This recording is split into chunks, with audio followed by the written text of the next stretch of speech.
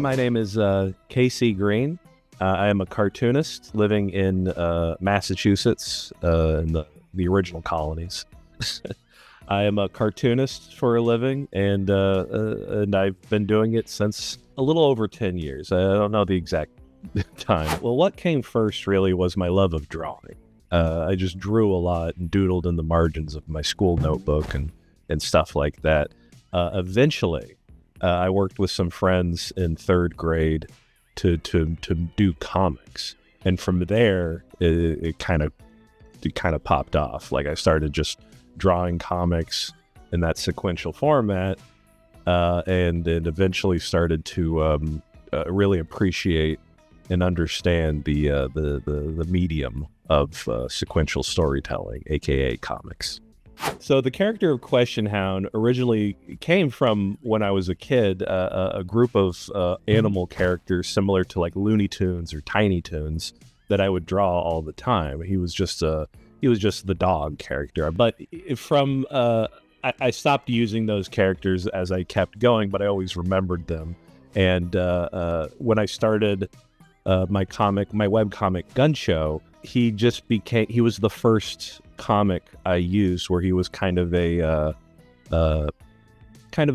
kid's comic, kind of jokey character, like a Slylock Fox or some kind of kids media host, where the kids did not respect him and called him a tool.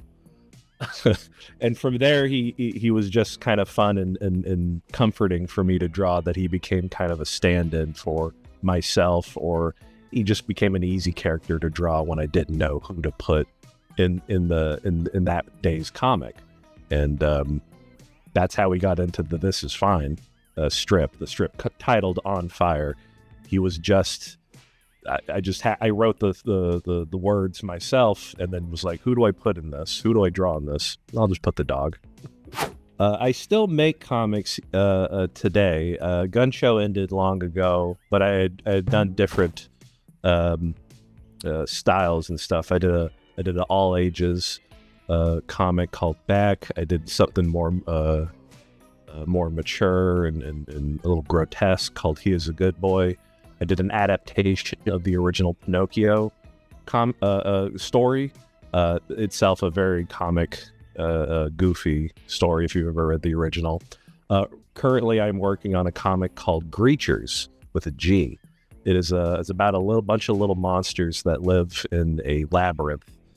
They're all level 1 Dragon Quest monsters who just sort of live together in a labyrinth filled with everything and all types of trash and forgotten things from the world above.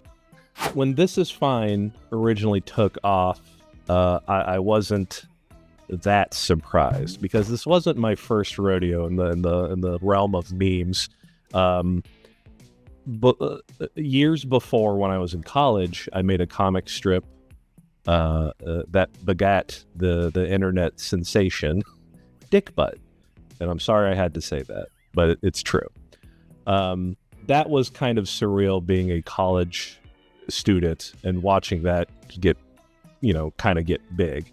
Although it's such a vulgar little character, I didn't really know, like, am I going to put that on a shirt? Who's going to wear that? We sell a shirt right now. I had to come to terms with like how little control one has of their creations when posting online, kind of early on. So when This Is Fine started popping off, about a year after I posted the comic, I wasn't too surprised. I was a little like, oh, is this happening again?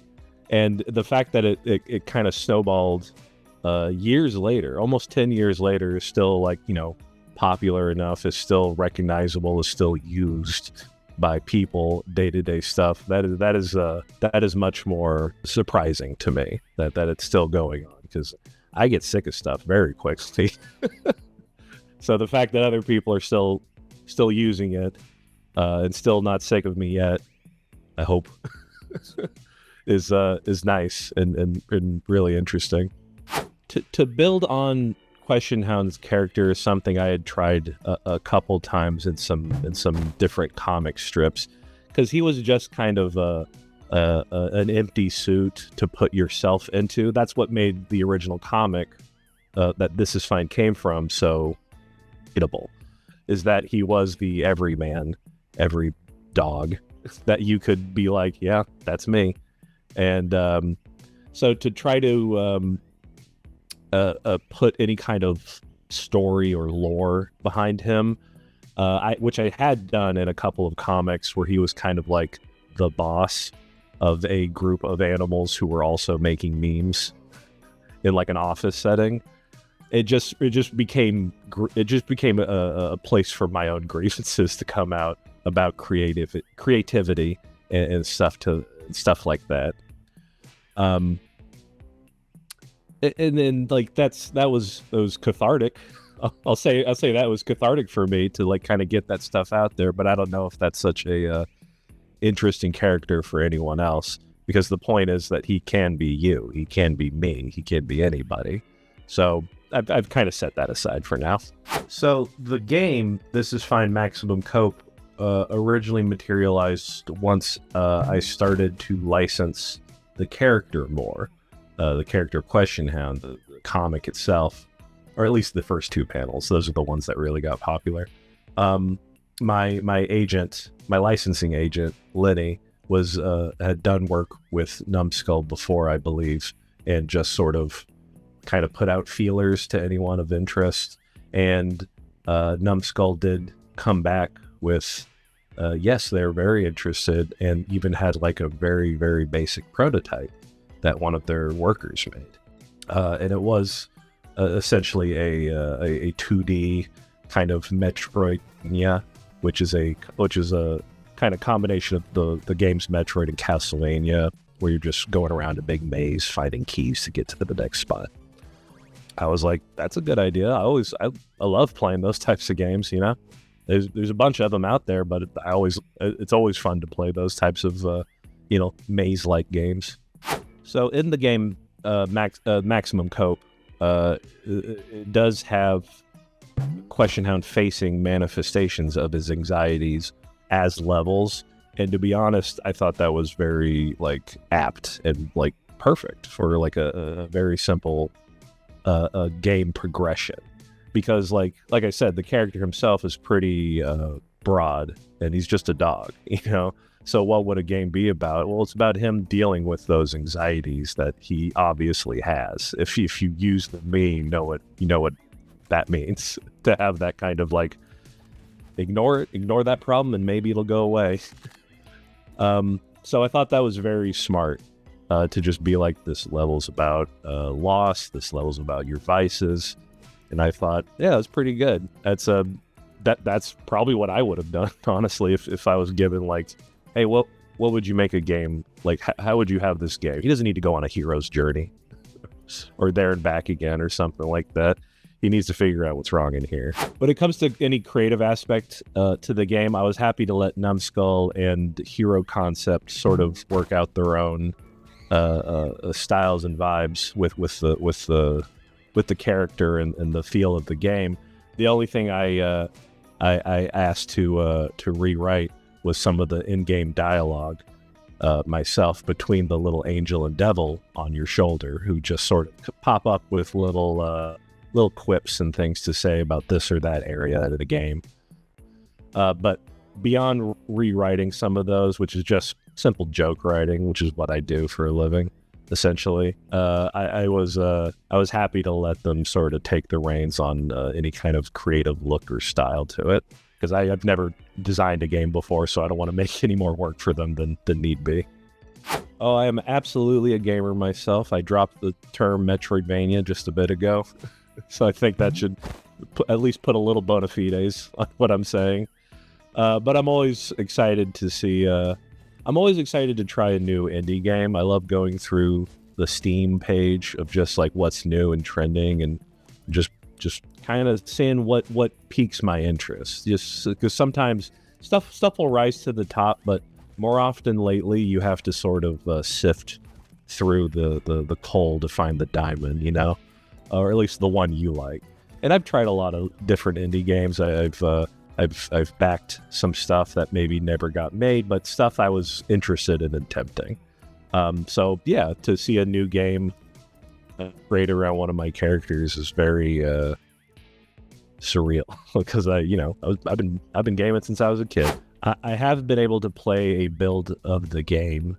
I'm not sure about alpha build, beta build, or anything like that, but a basic bones version of the game from front to back, from beginning to end, I should say, just on my Steam Deck, and it plays well.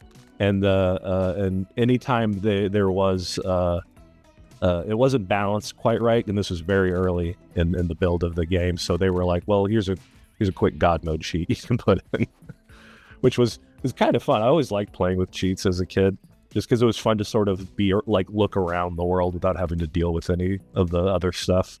But playing the game myself was actually very surreal, because like I am enjoying it, but at the same time I'm doing a little quality testing, so I have to be like, well, you get stuck in this animation here, or the enemy just sort of falls off itself of a thing and stuck in some water. That's a little like I'm unfortunately working for something I actually love to do, which is a time-honored problem that a lot of us have. But you know what? I still enjoyed the game, and I'm luckier than most to be able to say that about playing games.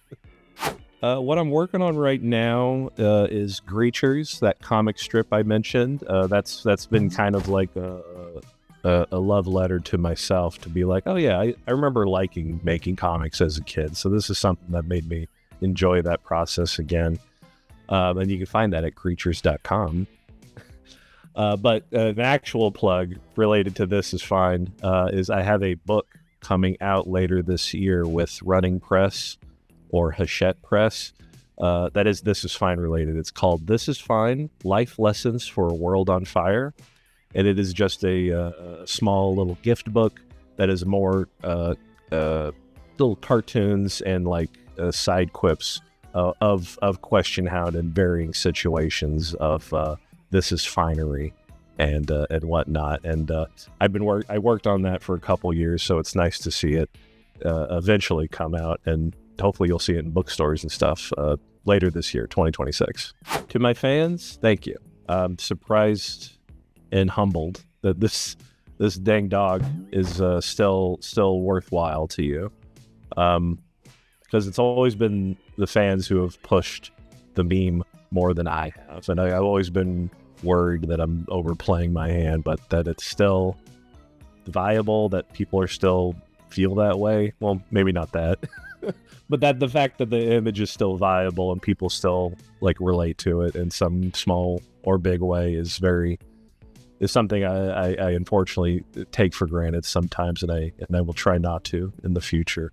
And also to my fans, please read my other comics. They're pretty good. Coming soon to Nintendo Switch, PlayStation 5, Steam, and Xbox Series X and S.